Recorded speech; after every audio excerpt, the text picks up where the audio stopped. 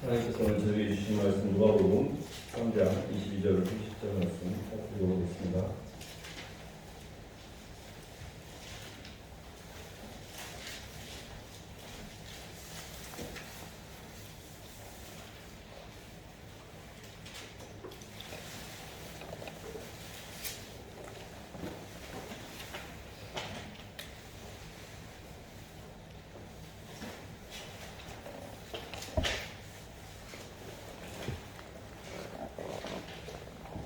약 119쪽입니다. 96쪽. 그리고 3장입니다. 22절, 30절. 118쪽이네요. 예수께서 각성, 타시스 나목을 읽어보겠습니다. 시작. 예수께서 각성, 한 마을로 다니사 가르치시며 예루살렘으로 여행하시더니 어떤 사람이 여짜오되 주여 돈을 받는 자가 적으니까 그들에게 이르시되 좁은 문으로 들어가기를 힘쓰라. 내가 너에게 이르노니 들어가기를 구하여도 못한 자가 많으리라. 집주인이 일어나 문을 한 번 닫는데 내가 밖에 서서 문을 두드리며 주여 열어주소서 하면 내가 대답하였는데 나는 너희가 어디에서 온 자인지 알지 못하노라 하리니 그때 너희가 말하되 우리는 주 앞에서 먹고 마셨으며 주는 또한 우리 길거리에서 가르치셨느니라 하나 그가 너희에게 말하여 이르되 나는 너희가 어디에서 왔는지 알지 못하노라. 생각하는 모든 자가 나를 떠나가라 하리라. 너희가 아브라함과 이삭과 야곱과 모든 선지자는 하나님 나라에 있고 오직 너희는 밖에서 끊어서 있는데 거기서 슬프며 이르기를 하리라. 사람들이 공손한 곳으로 와서 하나님의 잔치를 참여하니 보라 낮은 자로서 먼저 될 자가 있고 먼저 될 자로서 낮은 될 자가 있느니라 하시오라. 아멘. 박수로 하나님께 영광 드리겠습니다.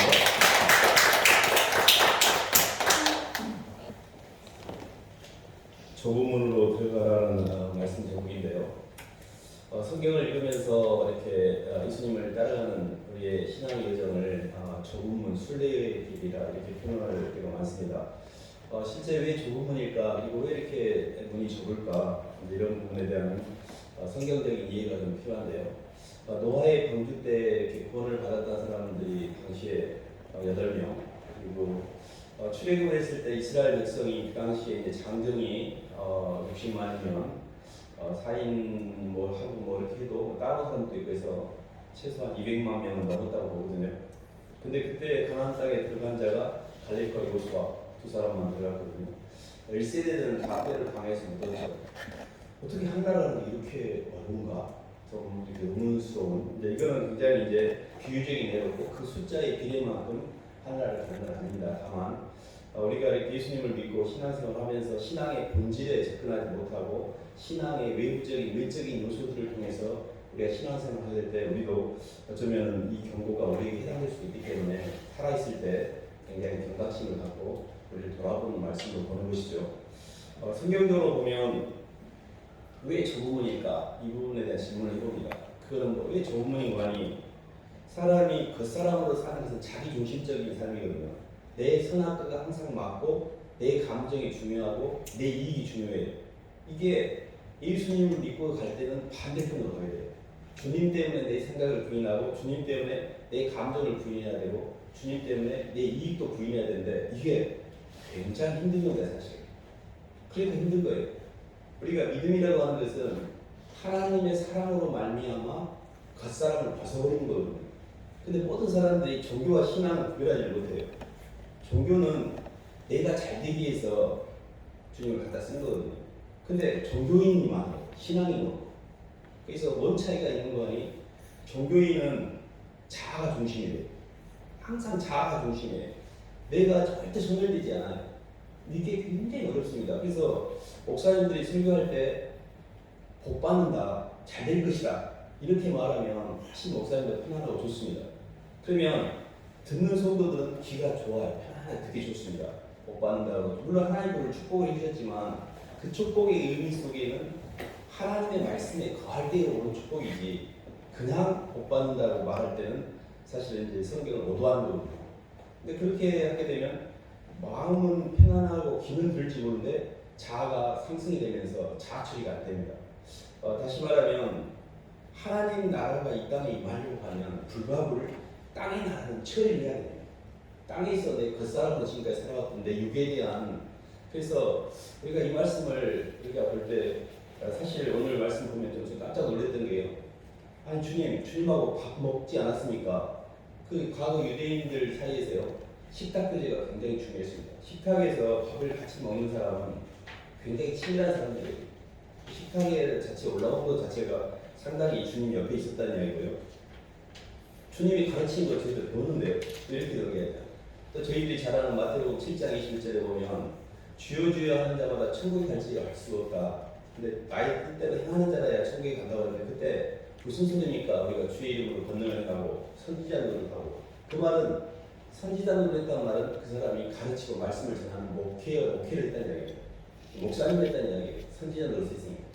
근데 내가 너를 도무지 모르겠다. 목회를 했는데 그 사람이 예수님 모르는 사람이에요. 그 정도면 이게 굉장히 무서운 말이구나. 나는 분명히 예수를 믿었고 주님은 나는 도무지 너를 모르겠다. 그들이 와가지고요, 주여 우리 왔습니다 하고 문을 두드리잖아요. 근데 내가 두드리는 그 행위가 아무런 반응이 없어요. 나는 열심히 두드리는데 주님 문이 안 열려요. 나는 열심히 두드리는 그 행위하고 주님 만남하고 연결이 안 되는 이 지점이 굉장히 무서운 지점입니다. 근데 그걸 통해서 뭐를 이렇게 정확하게 알게 되는 거 아니? 진정한 회개와 믿음, 예수 그리스도로 통한 진정으로 그분과의 만남이 없이는 이 문이 안 열리는구나. 종교적인 어떤 외적인 행위, 경건의 모양, 이게 아니고 참으로 예수 그리스도를 사랑하여 나를 부인할 수 있는 경건의 능력, 이게 진짜 신앙인데, 많은 사람들이 교회 다니고 설교도 듣고 봉사도 하고 섬기고 밥도 먹고 얼마나 많은 일을 했습니까? 식탁 교제도 얼마나 많이 했습니까? 주님 때문에 얼마나 많은 눈물을 흘렸고 얼마나 은혜도 받았고. 근데 네 속에 나 있냐? 이렇게 물어봤을 때 진짜 내가 예수님 때문에 나를 부인하고 사는가? 왜 이게 자꾸 조문이라고 하지? 이 지점에 관해서 굉장히 저희가 깨어있어야 됩니다. 사실 이 말씀은 유대인들이 지들이 성인이다라고, 우리는 구원 받는데 저 이방인들은 다 지옥 갈 거라고 생각하는 착각 속에 있었기 때문에 너희들이 먼저 된 자가 유대인들이거든요. 그들이 나중되고 이방인들이 나중된 자가 오히려 하나님 나라의 장시에 들어올 수 있을 거라는 비유적인 표현을 하신 거거든요. 그럼에도 불구하고 지금에 와서는 오랜 세월 동안의 신앙을 한 것이 아니라, 신앙은 과거형이 아니에요. 신앙은 현재형이에요. 그래서 최고 신앙생활을 잘해야 되게 말년이 좋아요. 말년의 신앙생활을 잘해야 돼요. 젊었을 때 제 아무리 하나님께 헌신하고 제 아무리 해도 그게 누적이 안 됩니다. 만나를 이렇게 갖다가 이렇게 저축이 안 돼요. 그 다음 집까지 먹으려고 하면 썩어버립니다. 절대 영성은 저축이 안 됩니다. 물론 영성이 계속 쌓아가는 건 쌓이지만, 내가 주님을 20년간 잘 만났으니까 한 10년 세상까지 살아도 괜찮을 거야. 내가 20년 동안 주님을 위해서 살았으니까. 그 10년 가보세요. 완전 세상 사람들이에요. 그러니까 우리의 인생의 여정 가운데 마지막 그 단추를 잘 꿰어서 가나안 땅에 입성을 하셔야 됩니다. 어떻게든 예수 그리스도로 말미암아 하나님 나라에 잘 가나안 땅까지 들어가는 그 여정에 혹시라도 내가 뭔가 놓치고 있는 건 없나? 이렇게 잘 살펴야 되거든요. 그런 관점에서 저희가 말씀을 한번 봐볼까요? 저기 마태복음 7장 비슷한 말씀인데 한번 같이 보겠습니다. 7장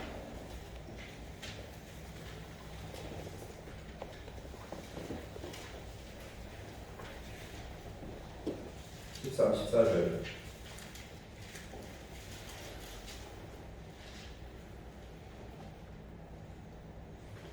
시작 10쪽입니다. 좁은 문으로 들어가라. 함께 읽어보겠습니다. 시작. 좁은 문으로 들어가라. 멸망으로 인도하는 문은 크고 그 길이 넓어 그리로 들어가는 자가 많고, 생명으로 인도하는 문은 좁고 길이 협착하여 찾는 자가 적음이라. 마태복음 조금 뒤쪽인데 25장 한번 읽어보겠습니다.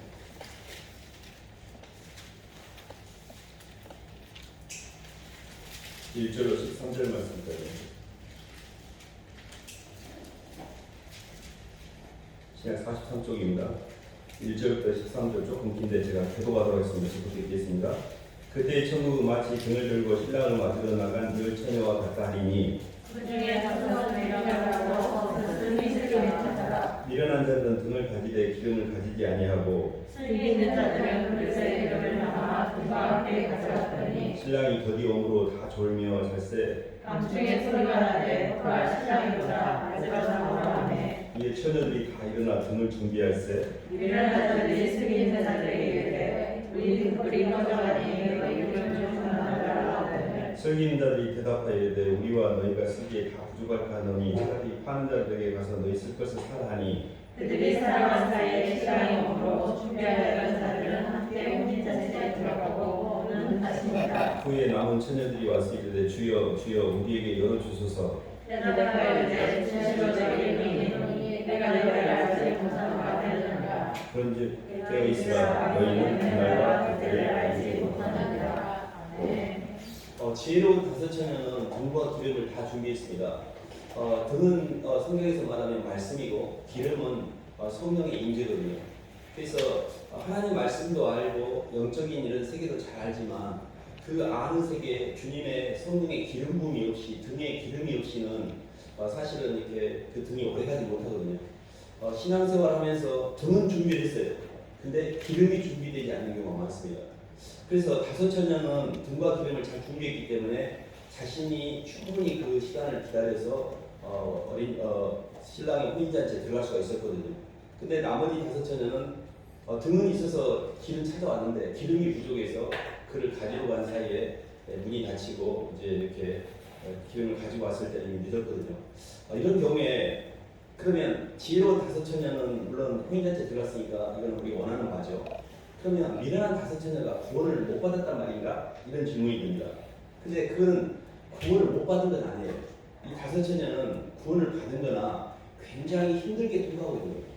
그래서 우리가 신앙생활 동안에 교회를 다니고 예배를 다니고 예배 공간에 이렇게 올 수 있다는 것도 하나님의 은혜입니다. 다만 그게 내 신앙 안에 예수 그리스도의 장성한 분량까지 은혜가 차서 그 은혜의 기반에서 내 육신을 벗어야 돼요. 그게 기름이에요. 성령의 기름 부음을 통하여 내 자아가 억울하고 분하지 않고 내가 원간에 잡히지 않고 사랑하는 주님 때문에 내 안에 있는 주님 때문에 기꺼이 나를 죽이면 기꺼이 내 범위를 밖으로 나가면 이건 기름까지 준비가 된 거예요. 근데 말씀도 알겠어요. 십자가를 져야 된다는 것도 알고 나를 부인하는 것도 알겠어. 근데 나는 여전히 욕으로 땅에 잡혀있는 거예요. 그거는 등은 있는데 기름이 없는 겁니다. 성령의 기름 부으심이 있을 때만 우리가 그 기름 부음 때문에 모든 것을 더 벗어버릴 수가 있거든요. 그래서 조부문이라고 하는 의미는 예수 그리스도와의 동행하는 삶 자체가 우리의 원간을 이루는 삶이 아니고 예수님의 사랑 때문에 나를 부인한 삶이기 때문에 이게 조부문이라는 거죠. 개념적으로 보면. 그래서 조부문으로 들어가는 과정에서 기본적으로 이게 왜 이렇게 조부문이냐면 우리가 가려고 하는 방향성 자체는 우리 욕심의 욕망하고 반대편이에요. 그러니까 자꾸 예수님이 그러시잖아요. 누구든지 나를 따라오려거든 자기를 부인하고 날마다 자기 십자가를 지고 쫓아와야 된다. 그게 나를 부인한다는 게 뭐예요? 구체적으로 들어가보면 좁은 문으로 들어가는 길을 조금 더 이렇게 접근해보면 지적으로는 선악과를 부인하는 거예요. 자꾸 내 생각을 따르는 걸 부인해야 돼요. 선악과 부인하기가 굉장히 어렵습니다. 내 판단은 내가 맞아. 근데 이 내 판단을 부인해야 돼요. 저건 아니지. 저거는 누가 물어봐도 저거는 합리적이지 않아. 근데 이 생각이 맞은 것 같은데 틀린 거예요. 왜 그런 거 아니? 내 생각 자체는 아무리 맞아도 내 생각을 주장하면 안 돼요. 그러니까 이 생각이 강해짐으로 선악과가 들어오거든요. 이 내 생각이라고 하는 것 자체는 이게 고정된 실체가 아니고 선악과를 따보니 우리가 마귀는 속이는 영입니다. 항상 100이면 100명 다 물어보세요. 자기 생각이 틀리다고 하는 사람 절대 없어요. 술 먹고 옆에 사람을 자기가 해코지를 해놓고도 얼마나 자기가 정당한지 몰라요. 도둑놈도요. 도둑질하는데 다 이유가 있고 자기는 굉장히 정당하다고 이야기해요. 모든 사람이 나쁜 짓을 하면서 그것이 옳다고 생각하기 그 짓을 하는 거예요. 그렇기 때문에 나는 맞지만 주님은 내가 너 도무지 모른다는 말은 잘 움직였다는 이야기예요. 그러니까 근본적으로 예수 그리스도의 생명과 움직이지 않는 것은 맞은 것 같으나 틀린 겁니다. 그래서 나를 부인할 때 주님 제 뜻대로 마시고 아버지 뜻대로 하세요. 항상 이러셔야 돼요. 아버지 제 생각은 항상 맞은 것 같으나 틀리잖아요. 절대 내 생각 따라하시면 안 됩니다. 그래서 나를 부인한다는 게, 내 생각을 부인한다는 게 힘든 거예요. 사실. 그게 좁은 문이잖아요. 좁은 문. 그래서 우리가 지적으로 보면 선악과를 부인하고 생명과를 선택하는 거, 이게 좁은 문이죠. 그리고 감정적으로 보면요, 사람은 자기를 사랑합니다.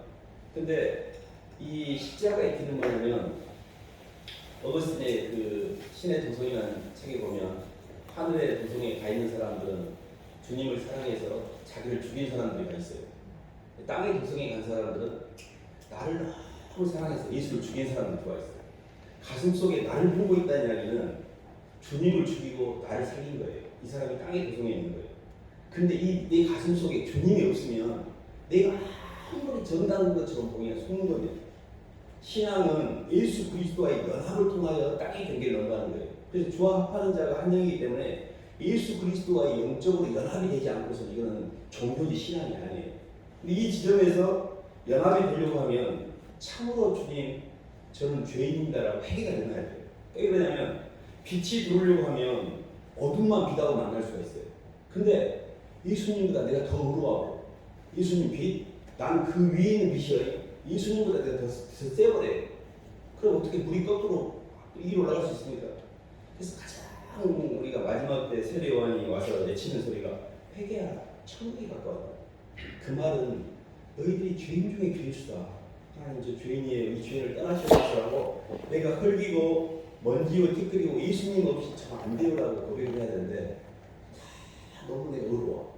그래서 이 가슴의 상태가 정으로 보면 가슴 속에 들어와 있는 내 상대, 이게 이제 내 자기 연민, 자기 상한 감정, 내 억울한 내 인생, 내 어떤 그런 것들을 부인하는 거예요. 감정. 그래서 이제 감정적으로요, 의지적으로도 사실은 이제 우리가 하루 종일 아침부터 저녁까지 계속 움직이지만 나한테 이론적으로 움직이거든요. 그러잖아요. 누구라도 내가 좀 편하고 내가 유익이 되고 이익을 받는 쪽. 근데 그렇게 할수록 우리의 이렇게 삶 자체는 점점 더 자아가 올라가게 됐습니다. 그렇기 때문에 그걸 부인하라는 건데, 저희들이 디모데후서 한 말씀 봐볼까요? 디모데후서 3장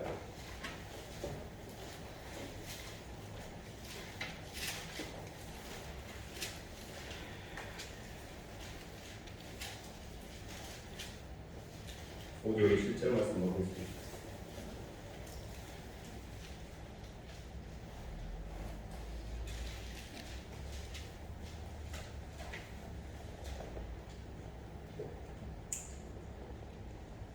경건의 모양은 있으나 5절로 7절 시작. 경건의 모양은 있으나 경건의 능력은 무리하니 이 같은 자들에게서 내가 돌아서라. 그들 중에 나무 뒤에 가만히 들어가 어리석은 여자를 유인한 자들이 있으니 그 여자는 죄를 중히 지고 여러 가지 욕심에 끌린 바 되어 항상 배우나 끝내 진리의 지식에 이를 수 없느니라.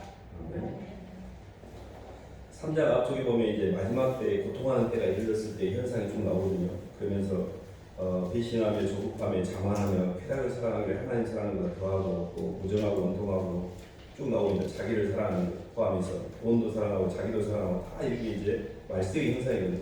저는 이 말씀 읽으면서 말세의 현상 중에 사람들이 자기를 사랑하며 자기 사랑해야 되는 거 아닌가? 처음엔 이렇게 생각했어요.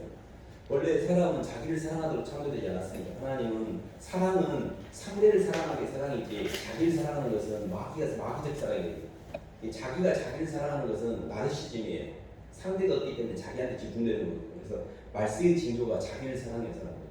그래서 이 부분에 대해서 영적으로 볼 때 내 안에 가슴 속에 사랑하는 상대를 품고 있지 않는 것이 소위 말해서 우리가 영적으로 우리가 지금 주님하고 많이 벗어나 있는 거거든요. 저희들이 요즘 누가복음을 읽고 있는데요. 누가복음 17장에 보면 하나님 나라가 이 땅에 임합니다. 그것을 하나님 나라의 현재성이라고 해요. 천국을 가느냐 지옥을 가느냐를 한 나라 가서 아는 게 아니에요. 이 땅에서 이미 내가 천국 갈지 한 나라 갈지 알 수가 있어요. 근데 그 누가복음 17장에 있는 그 내용이 한번 찾아볼까요? 17장 20절 앞쪽에 한번 보겠습니다. 누가복음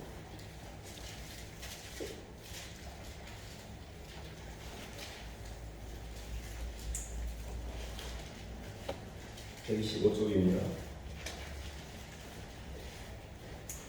바리새인들이 읽고 있습니다. 시작. 바리새인들이 하나님의 나라가 어느 때 임하느냐 묻거늘 예수께서 응답하시되 하나님 나라는 볼 수 있게 임하는 것이 아니요 또 너희 있다 저기 있다고도 못하리니 하나님 나라는 너희 안에 있느니라. 우리가 이렇게 좁은 문으로 들어가는 과정에서 우리 속에 하나님의 성령이 이렇게 임하여서 성령의 임재로 말미암아 내 안의 세계가 열리면 이게 하나님 나라가 임하는 겁니다. 그래서 성경에 보면 이제 하나님의 영이 우리 속에 임하여 세상의 마귀를 물리치면 이미 하나님 나라가 우리 안에 임했다 이렇게 표현하고 있거든요. 그래서 하나님 나라가 우리 마음에 임한다는 것 자체가 어떤 개념이냐면 하나님의 성령으로 말미암아 내 자아가 소멸된다는 뜻입니다. 그렇기 때문에 예수님을 믿고 이렇게 평안하지 묶이지도 않고 옛날에 이 정도의 자격이 너무 힘들었는데 아무렇지도 않네. 그거 하나님 나라 온 거예요. 그러니까 지적으로 모든 만물을 하나님의 사랑의 표현으로 해석할 수 있으면 과연 삶에 고난이 왔어요. 고난은 위장한 하나님의 축복이거든요. 위장하고 들어와요, 축복이. 근데 사람들은 선악과를 보면 나 힘든데, 육신의 몸으로 보면 나 힘든데 그걸 고난으로 인식을 해요. 근데 하나님 편에서 볼 때는 축복이에요. 근데 그게 고난이라는 탈을 쓰고 그러니까 내가 몸으로 거부하는 거예요. 사람은 몸에 흙이 이렇게 묻잖아요. 흙을 털어내잖아요. 뭐가 묻었지 이렇게. 왜 털어내냐면 이 붙은 것하고 내 인식한 거하고 불일치하기 때문에 털어내는 거예요. 근데 내 인생에서 고난은 내 선악과라고 보면 털어내야 된다. 오늘 원하지 않아. 나 왜 이런 거 원해? 나 싫어. 왜 이게 이런 게 와? 이렇게 생각하는데 그 고난이 내게는 보약이에요. 그냥 그거를 통해서 내 속에 있는 쓰레기들이 청소가 되는 거예요. 그러니까 저희들이 그렇게 영적으로 하나님 말씀을 가지고 보이는 현상계를 해독할 수 있으면 하나님 나라가 온 겁니다. 말씀으로 온 거예요. 이 사람이 영적으로 자신의 인과의 조주를 풀 수 있는 열쇠를 갖고 있는 거예요. 나 너무 힘들었는데 주님이 주셨어 그거? 주님 주셨는데 진짜 말했으면 내가 그렇게 반응 안 했죠. 근데 옛날에 몰랐는데 알았어요 주님. 그게 고난이 올 때 하나님의 축복인데 가면을 위장해서 쓰고 오니까 제가 못 알아봤네요 주님을. 이렇게 볼 줄 알면 그 상황에 대한 그 사람이 하나님 나라가 지적으로 임한 겁니다. 그러니까 아까 등과 기름을 가졌을 때 등을 갖고 있는 거예요. 말씀으로 인생의 모든 것을 해독할 수 있는 최소한 능력이 있는 겁니다. 근데 그 정도만 갖고 있어도 사실은 우리 영혼이 덜 힘들거든요. 그래서 저희가 근데 그거는 이제 이게 지혜로운 다섯째는 기름까지 있었잖아요. 그럼 기름까지 가는 게 뭐냐면 해독은 됐는데 마음의 소원은 있는데 그 말씀대로 행할 능력이 없는 게 기름이 없는 거예요. 그래서 하나님의 말씀을 들으면 알겠어 뭔 말인지 자기를 부인해야 되고 나를 따라가게 되면 결국 그때는 이긴 것 같지만 나중에 힘들어지니까 자꾸 나를 부인하라고 해서 내 자아를 챙겨라고 하시네. 동의가 돼요. 근데 막상 삶에서 제가 이렇게 저한테도 설교하면서 그 말바우 시장에 가가지고 대추값을 깎지 말고 제일 안 좋은 거 추리고 그냥 좋은 걸 뭐라고 지가 가서 살려고 하면 안 됩니다. 근데 할머니한테 안 좋은 걸 가지고 한다고 머리는 그렇게 동의하는데 좋은 걸 짓고 있어요. 와 이것도 안 되는구나. 그러니까 뭔가 나를 부인해서 내가 좋은 걸 갖지 않고 나쁜 것을 간다는 의미라도 좋은 것을 남에게 주고 내가 덜 좋은 걸 선택하는 거죠. 그 선택하게 될 때 그 좋은 것에 끌리지 않는 자유를 살거든요. 그래서 그걸 알아요. 근데 막상 현실에 부딪히면 우와 이거 잘 안 되는구나 이걸 느끼는 거죠. 근데 그거를 이제 어떻게 하면 그 이곡을 넘어갈 수 있지? 이런 부분인데 그래서 예수님이 내 안에 성령으로 깊이 들어와서 임재가 돼서 그분께 받은 은혜가 충분히 차지 않으면 우리는 십자가를 못 지어요. 그러니까 두 번째 단계는 지적으로 주님 하나님 나라가 내게 임한 것은 하나님 말씀을 통해 이 우주의 모든 만물을 생명과의 관계로 해독하는 거라면 정적으로 하나님 나라가 뭐냐면 주님 때문에 빚진 마음을 갖는 거예요. 주님 때문에 내 가슴 한편이 상해 있어. 상한 감정이 있어. 그리고 내가 누군가를 보호하고 지켜야 될 상대를 품고 있는 거예요. 근데 이 속에 아무도 없으면 절대 구속을 못해요. 사람은요 목에 칼 들어도 끝까지 버티는 사람이 있어요. 그건 누군가 지킬 사람이 있는 거예요. 얘가 누군가를 지키려고 하는구나. 예수님을 믿으면 죽인다고 하는데 끝까지 죽을 때까지 버티는 사람이 있어요. 예수님을 품고 있고 주님을 도저히 부인할 수 없는데 그러니까 차라리 죽을지언정 주님 제가 주님을 부인할 수 없잖아요. 주님 한 번 죽인 것만으로 충분한데 제가 두 번씩 죽일 수는 없잖아요. 그러니까 그거는 지적 개념이 아니고 진짜 사랑하는 거예요. 주님을 진짜 사랑하는 거예요. 그러니까 하나님 나라가 우리 땅에 임했다는 것은 예수님을 사랑하고 그분 때문에 상한 마음을 갖고 있고 빚진 마음을 갖고 있으면 내가 주님을 가슴으로 받아들이는 거예요. 네, 그런 부분들이 우리가 잘 안 되기도 하고 나 진짜 예수님이 계신가? 저는 그런 말 들을 때마다 나도 해보려고 하는데 안 돼. 나는 예수님 없는데 이게 상이 없어요. 해보려면 안 돼. 주님 저는 주님 없나 봐요. 머리는 아는데 가슴 속에는 저밖에 없어요. 아니 막상 일어나고 보면 주님보다도 제가 더 억울하고 분한데요. 이럴 때가 너무 많았어요. 근데 그게 과정적인 모습인데 그걸 깨닫고 베드로가 주님 사람들이 다 변질을 해도 저는 끝까지 주님 복수 아니 변하지 않습니다고 맹세를 했어요. 맹세.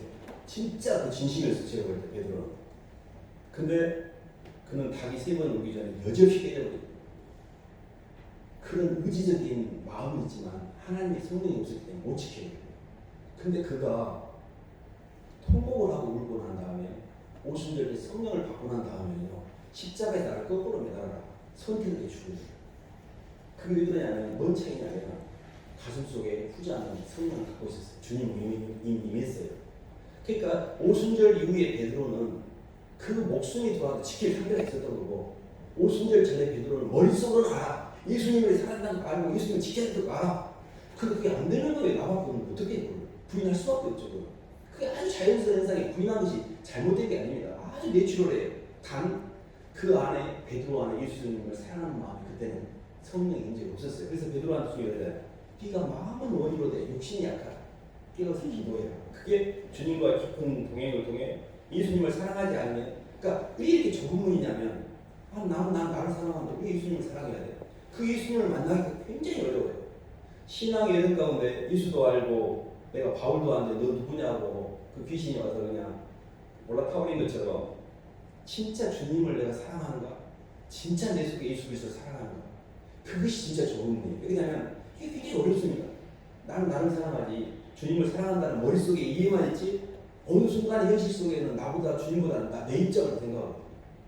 근데 베드로가 주님을 너무 많이 배신한 것에 대한 참담한 가운데 통곡을 한 다음에 그리고 오순절 때 성령이 오고 난 다음에 베드로는 마음 가운데 이미 주님이 깊이 잘 잡았어요. 그리고 나서 베드로는 완전한 그 성화된 사람이었거든요. 그러니까 저희가 이렇게 영적으로 보면 기도라는 것 자체가 어떤 행위적 개념이 아니라 주님을 깊이 묵상함으로 주님의 상이 우리 속에 깊이 들어오는 시간들이거든요. 그래서 예수님도 이렇게 삶의 자리에서 이렇게 겟세마네 동산에서 십자가를 이렇게 지기가 너무 힘들었기 때문에 주님께 아버지께 나가서 이렇게 3번이나 기도하면서 가슴 속으로 아버지로부터 오는 사랑으로 자신의 어떤 밖의 것들을 처리하냐고 예를 쓰잖아요. 그러니까 이게 좁은 길입니다. 좁은 문입니다. 십자가가. 그래서 이렇게 삶의 자리에서 주님 제 안에 예수님이 안 계셔요. 저 좀 살려주세요. 이렇게 기도하셔야 돼요. 주님 저는 왜 이렇게 주님이 안 느껴지고 제가 화가 나고 제가 더 앞서고 제가 자꾸 전면에 드러날까요? 제 안에 제 머릿속에도 있고 제 삶 가운데도 주님이 계신가 할 때 제 가슴 속에는 주님 좀 더 깊이 도와주세요. 기도를 많이 하셔야 돼요. 진짜로 예수님을 사랑할 때만 우리가 좁은 길을 갈 수가 있어요. 왜냐하면 봐보세요. 우주선이 이렇게 날아가다가 중간에 지구의 대기권을 뚫지 못하고 다시 휙 땅으로 떨어지면 그건 꽝이잖아요. 근데 우리가 이 세상을 반대로 거슬러서 바깥으로 나가가지고 대기권 바깥으로 나가면 그때는 저항이 없기 때문에 편안하게 돌거든요. 자아를 처리하고 그 대기권까지 뚫고 나가는 데가 굉장히 힘듭니다. 이때. 근데 이때를 딱 뚫고 나가면 완전 자유예요. 그 뒤에. 근데 이 뚫고 나가려고 하면 에너지가 충분해야 돼요. 그 에너지가 뭐냐면 예수님을 나를 향한 사랑이에요. 그러니까 예수님이 나를 향해서 주신 그 사랑에 대한 내 안에서의 그 받아들임과 그분과의 은혜의 어떤 마음이 내 안에 빚진 마음이 차곡차곡 쌓이지 않으면 나는 아까 다섯처럼 기름이 부족한 거예요. 등이 꺼져버립니다. 충분히 못 기다려요. 충분히 이 로켓가 발사대가 끝까지 내가 나를 부인하고 내 가슴과 내 머리와 내 가슴과 내 손발까지 부인돼서 온전히 예수 그리스도가 내 안에 나타나서 주님을 닮아가야 되는데 머리로는 부인을 하는데 가슴과 손발이 안 따라가는 데서 그냥 끝나볼 수 있어요. 이게 미련한 다섯처럼 이제 그러면 계속 자아에 시달리면서 신앙생활을 해요. 자유롭지 않아요. 미련한 다섯처럼 또 가서 고생을 해야 돼. 어차피 가는 길인데 어차피 가야 되면 등과 등이 다 필요한 거잖아요. 머리만 동의하는 게 아니라 가슴과 손발까지 다 가야 되는 거잖아요. 그런 부분에서 이게 굉장히 좁은 문이지만 갈 만한 가치가 있다. 최고의 가치다. 그래서 이런 말이 있습니다. 천국은 굉장히 넓은데 들어가는 문만 좁아요. 근데 들어갈수록 넓어져요. 그러니까 편안합니다. 근데 지옥은요 완전히 넓어요. 들어갈수록 좁아지면서 점점 사람 힘들게 옥죄와요. 나중에는 이 가만히 서 있는데 좌우에 막 벽들이 나한테 다가온다고 생각해보세요. 그 공황장애인이 무슨 이런 것들이 막 완전히 막 이렇게 갇히는 느낌이잖아요. 근데 그게 뭐냐면 내가 가고 있는 이 길이 점점 나를 지금 부인할 때는 그것이 좁은 길이야. 갈수록 편안해져. 왜냐면 자아가 소멸되니까 시간과 공간이 없어지기 시작해요. 그래서 내가 지켜야 될 내 것도 없고 내가 방어해야 될 내 자존심도 없고 누가 뭐라고 해도 아무 연관이 없어요. 근데 마귀로 살 때는 조금만 더 지나간 사람이 웃기만 해도 막 신경질 나고 나를 비웃는 것 같고 나한테 화내는 것 같고 누가 뭔 말 한마디에도 상당한 감정이 갖게 되고 이게 뭐냐면 내 안에 굉장히 내 자아가 많이 차있다는 거예요. 이게 많이 차있으면 조그마한 자극에도 휘둘리고 상처받고 눌리고 우울해지고 막 그러거든요. 그래서 그런 부분들이 저희들이 잘 챙겨야 될 건데요. 한 말씀 이마로 넘어갈까요? 고린도후서 4장 가고 있습니다.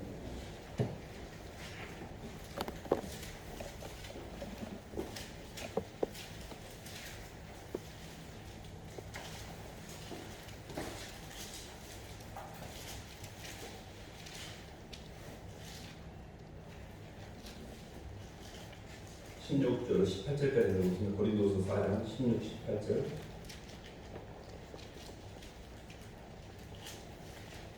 그러므로 우리가 낙심하지 아니하노니 시작. 그러므로 우리가 낙심하지 아니하노니 우리의 겉사람은 낡아지나 우리의 속사람은 말로 새로워지도다. 우리가 잠시 갖는 한날의 강한 것이 지극히 크고 영원한 영광의 중한 것을 우리에게 얘기함이니 우리가 주목하는 것은 보이는 것이 아니요 보이지 않는 것이니 보이는 것은 잠깐이요 보이지 않는 것은 영원하다. 환난의 경한 것이라는 게 이 땅에서 자아를 처리하기 위해서 받는 힘듦은 그 환난이에요. 고난이고 그건 경한 거거든요. 근데 그 환난의 경한 걸 통해 이루고자 하는 게 뭐냐면 영광의 중한 거거든요. 영광의 중한 것이 보이지 않는 내 내적인 임재로 말미암아 이 보이는 현상계에 이 물질계에 휘둘리지 않는 자유와 이게 영광의 중한 것이거든요. 하나님 우리에게 복을 주실 때 하늘에 속한 신령한 복을 주셨거든요. 하나님의 신령한 복이라는 게 개념적으로 핵심적인 게 내용이 뭔가 하니 사랑입니다. 하나님의 사랑이 은혜 위에 은혜더라해서 한량없는 하나님의 사랑이 우리 영혼 속에 부어지면 사람은 이 마음 가운데 사랑이 차게 되면 어마어마한 동력을 갖게 되는 거예요. 애기가 이렇게 저녁에 이렇게 엄마 나 배고파 그러면 엄마는 아무리 잠을 자다가 일어나서 밥을 해줄 수가 있습니다. 사랑이 있으니까. 그 남편이 자다가 물 좀 갖다 주라고 막 오발대발 손발이 있냐 없냐고 지는 맨날 이러잖아요. 똑같이 욕을 하는데 하나는 막 달려가는데 하나는 막 성질이 나. 그게 뭐냐? 한쪽은 사랑이 있고 한쪽은 사랑이 없다는 이야기. 그러니까 사랑이라고 하는 것은 그 사람을 향한 자기 부인이에요. 그러니까 아기를 품고 있으면 그 아기를 향해서 뭐든지 할 수가 있어요. 봐보세요. 주님이 우리를 찾아오실 때 주님이 나를 향한 사랑을 느끼셔야 돼요. 저는 어떻게 그걸 느꼈냐면 이런 겁니다. 만약에 아들이 딸이 길을 잃어서 세계 여행 중에 지구 반대편에서 지금 방황하고 있어요. 전화가 왔어요. 돈도 떨어지고 어떻게 해야 될지 모르겠다. 그러면 엄마는 무슨 일이 있어 그걸 찾아갑니다. 그 아이를 구하기 위해서. 그렇지 않겠어요? 엄마는 그 아이를 품고 있습니다. 지구 반대편이야. 지구를 몇 바퀴 돌아서라도 찾아갈 것 같아요. 근데 하늘에서 주님은 우리를 품고 있었어요. 우리 한 사람 한 사람. 그리고 우리를 살리기 위해서 그 먼 길을 땅의 경계를 넘어서 우리를 찾아오신 거예요. 엄마가 아기를 찾아온 거예요. 그리고 주님은 돌 때 내가 그를 찾아가면 내가 죽은 줄 알고 있었어요. 그 아기를 살리기 위해서 내 자녀들을 살리기 위해서 나는 죽은 줄 알았어. 근데 결코 망설이지 않았어요. 기꺼이 오셨어요. 근데 저는 처음으로 그 사랑이 제게 전달이 됐어요. 예수님이 저를 찾아올 때 지구 반대편에 있는 내 자식을 찾아갈 때 주저하지 않고 찾아오셨던 그 대가를 줄 줄 알고 들어오셨던 그 사랑을 제 개인적인 사랑으로 받아들였어요. 근데 이 땅에 우리 한 사람만 있다 할지라도 주님이 찾아오셔요. 근데 그 사랑이 너무 기가 막혔어요. 그 사랑을 알고 난 다음에 제가 그분에 대해서 외면할 수가 없었어요. 그러니까 우리 입장에서 보면 예수님의 사랑이라는 게 관념적이고 추상적인 게 아니에요. 나를 향하신 그분의 실제적인, 근데 그것을 구체적으로 나를 향한 사랑으로 받아들인 걸 믿으면 그것은 봐보세요. 제가 이렇게 표현하잖아요. 사랑하는 친구가 몇 년 전에 죽었는데 저는 그거를 엊그제 들었다. 그랬을 때 듣는 순간에 눈물이 나는 거예요. 미안하고 한번 찾아볼 건데 어쩌다 빨리 이렇게 가버렸다냐. 실제 저보다 강 친구들이 몇 명 있습니다. 지금도. 근데 한번 그런 후회도 한 적이 있었습니다. 진짜 한번 찾아볼 거예요. 근데 그 친구는 죽은 거는 벌써 시간이 많이 갔는데 그걸 깨닫는 순간에 제 속에 눈물이 났잖아요. 예수님은 2000년 전에 저를 위해 죽으셨는데 그것을 깨닫는 순간에 제가 눈물이 났어요. 그러니까 예수님이 향한 나를 향한 사랑을 개인적으로 받아들일 때 그때만 우리가 나를 부인할 수가 있어요. 그것이 십자가를 질 수 있는 유일한 방법이에요. 예수님이 나를 사랑하셨구나라는 것을 내 심령이 받아들일 때 그 동력이 이제 나도 지킬 상대가 있는 거예요. 내 가슴 속에 보호해야 될 상대가 있는 거예요. 그러니까 누가 뭐라 해도 목에 칼이 들어가도 지키려고 하는 상대가 있는 거예요. 그래서 예수 믿고 살래, 안 믿고 살래, 예수 믿고 죽을래 그러면 기꺼이 죽는 걸 선택했어요. 진짜 예수님을 사랑했습니다. 그게 성령이에요. 예수님을 사랑하는 마음이 있었던 거예요. 그러니까 저부모님 이유는 내가 예수님을 사랑하여 그분 때문에 나를 부인하는 길이기 때문에 저부모님이에요. 나를 이렇게 채우고 막 내가 축복받고 내가 복받고 잘 되는 길이면 넓은 길이죠. 근데 사랑하는 주님이 나를 찾아오기 위해서 기꺼이 하늘과 경계의 땅을 넘어올 때 자기를 죽으실 줄 알면서 다 찾아오신 것처럼 저도 이제 땅의 경계를 넘어 하늘로 올라갈 때 주님 이제 제가 죽을게요. 이게 저부모님이에요. 이때만 하늘과 땅이 통일이 되면서 내 자아가 덮여지고 천국이 임합니다. 근데 우리는 예수님 믿고 하늘나라도 가고 싶고 땅의 것도 다 갖고 싶어요. 온도, 사람도, 영도, 원도, 영광도 다 갖고 싶어. 그것은 빛과 어둠이 동시에 공존하는 모순입니다. 빛이 들어오면 어둠이 들어가고 어둠이 창이라면 빛이 사라지게 있어요. 그래서 영적으로 보면 주님을 사랑하든지 나를 사랑하든지 둘 중 하나예요. 근데 우리는 주님 저를 사랑하여 모든 것을 버리셨으니 이제 제 차례입니다. 제 턴입니다. 주님이 장군했으니 이제 멍군입니다. 주님이 저를 위해서 모든 걸 버리신 것처럼 저도 주님을 향해 모든 걸 버리겠습니다. 그가 우리를 위하여 목숨을 버리셨으니 우리가 여기서 사랑을 알고 우리도 형제를 위하여 목숨을 버리는 게 마땅하다. 이게 좋은 이게 나를 부인하는 게 굉장히 힘듭니다. 근데 그게 실은 예수님의 사랑을 갖고 있을 때는 어려운 게 아니에요. 내 멍에는 쉽고 가볍다 있잖아요. 그게 쉽고 가벼운 거 아니? 사랑의 멍에니까. 주님이 나한테 억지로 시키는 게 아니라 사랑을 부어주시고 자발적 엄마가 애기 젖먹이는 게 힘드니까 엄마가 애기 막 뭐 울고 그러면 물론 하다 보면 힘들 때도 있지만 기본적으로는 아이를 향해 동력이 가게 돼 있잖아요. 그거는 엄마의 사랑에 엄마의 마음속에 아이를 향한 사랑이 있기 때문에 그를 향해서 수고하는 모든 수고가 고된 노동이 아니고 감사함과 즐거움이잖아요. 똑같습니다. 주님을 위해 십자가에 못 박히고 주님을 위해 대가를 치르고 주님을 위해 모든 걸 부인하는 삶이 얼마나 감사하고 기쁜지. 근데 그렇게 반응했다고 또 우리를 이 땅에서도 영화롭게 해주시고 하늘나라 갔을 때 영원한 영광의 멸류관을 입혀주시는 것이 주님 우리를 향하신 계획이시거든요. 그래서 정리하면 기본적으로 신앙생활 자체는 좁은 종교인의 생활은 넓은 문입니다. 종교인처럼 살면 괜찮습니다. 자기를 부인할 필요 없으니까. 그러나 신앙은 자기를 부인하기 때문에 좁은 문이에요. 그래서 삶 가운데 이렇게 교회 오면 말씀이 계속 나를 부인하라고 그러잖아요. 선악과를 부인하고 내 연민의 감정을 부인하고 내 이익과 내 자존심과 내가 갖고 있는 내 권리를 부인하라고 그러잖아요. 근데 그런 말들이 약간은 좀 부담스럽기도 하고 좀 대적하고 싶을 때도 있어요, 사실. 근데 그런 말을 계속 들은 사람들은 자기도 모르게 그 말을 받아들이고 있습니다. 힘든 거. 이게 통과를 돼야 돼. 힘든 거. 이 힘든 말이 통과가 돼야 돼. 그래서 내 영혼에 이렇게 통과가 들어가잖아요. 그러면 지옥이 면제되고 있는 거예요. 진짜 지옥은 뭐냐면 계속 그런 말을 안 듣고 그 반대편으로 갔다가 진짜 그 상황이 오는 거예요. 그러니까 완전히 멘탈이 틀린 정도가 아니에요. 그러니까 사실은 살아서 교정심판이라고 하는데 말씀과 이렇게 영적인 걸 통해서 계속 내가 가야 될 방향에 대해서 부담을 갖고 그러면서 어떻게든 힘들어하고 막 끙끙거리면서 기도 가운데 통과시키고 또 숙제 하나 풀고 너무 힘든데 주님 하지 말라니까 내가 해볼게요 참아볼게요 이렇게 하면서 또 통과시키고 이런 것들이 그냥 간 것처럼 보이나 조금씩 내 안에 하나님 나라가 임하고 있는 거예요. 그게 자기를 부인하고 있는 거예요 사실. 그래서 이제 영적으로 하나님이 하늘나라를 데리고 가기 위해서 신랑을 맞이하는 어린 양의 혼인잔치에 들어가려면 신부는 깨끗하게 화장을 하고 또 이렇게 더러운 것을 씻기고 하는 것처럼 혈과 육은 하나님 나라를 요구를 받을 수가 없기 때문에 가나안 땅에 들어가기 위해서 광야에서 그 작업을 하고 계시는 거예요. 줄이고 낮아지고 비워지기 위해서 이 땅에 내 모든 욕망을 다 추려서 빼시고 근데 그게 내 입맛에 안 맞아요. 그게 고난이에요. 근데 그게 유익이에요. 그래서 그 고난을 통해서 가는 길이기 때문에 좋은 일이에요. 아니 즐겁게만 가면 누가 다 가죠. 예수 믿고 하늘나라 간다는데 왜 안 갈 사람이 누구겠어요? 근데 교회에 다니는 것 자체가 사람들이 이렇게 뭐 어려워하는 이유가 보면 결국 교회 가면 뭔가를 못할 것 같고 자기 마음대로 못할 것 같고 근데 그런 거를 세상 사람도 아는 거죠. 그래서 근데 이제 저희들이 궁극적으로 이렇게 하나님 나라가 예배해 놓은 그 하늘나라 그 하늘나라는 죽음도 없고 묶임도 없고 주는 영이 계시니 주의 영이 계시면서 자유함이 있는데요.